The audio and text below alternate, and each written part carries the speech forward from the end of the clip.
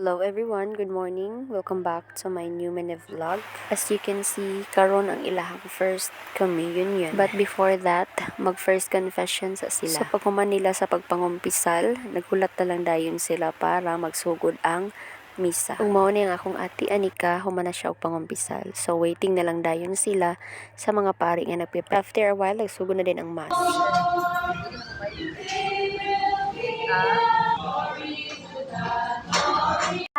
Bilangan o gibutang niya dito ang tawo nga iyang gibuhat gipay niini imong kamot napuno siya sa kaayuhan.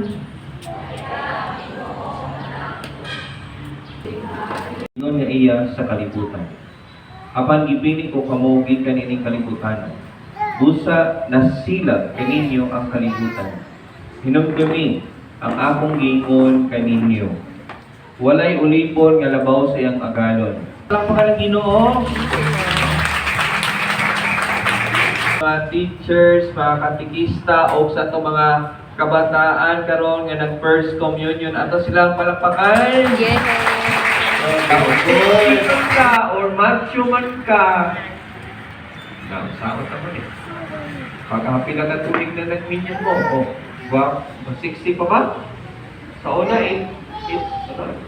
8 ounce pa, no? Karon, litro na? Goy. 1.5. 1.5 na kilo. Hindi lang gina yung 1 litro. 1 litro, 1.5 na kilo.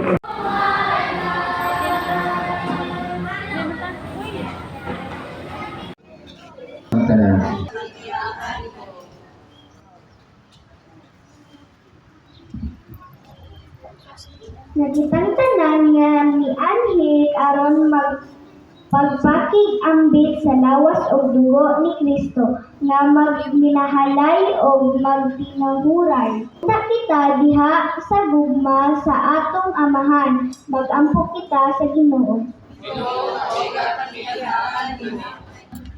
Na ang tanan ng sa panagamit sa mga santos dahil sa mga sala, sa pagkabanaw sa lawas o sa kanabuhing walay katapusan.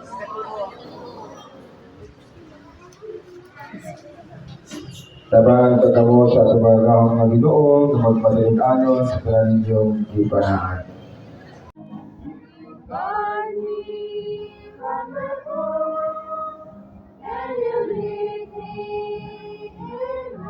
Thank you Lord sa imuhang pag-bless ni ining mga bata. Hinaut unta nga budako sila nga mahinadlokon diha kanimo. Ug ingon man magsubay sa saktong dalan ug mainampuon diha kanimo.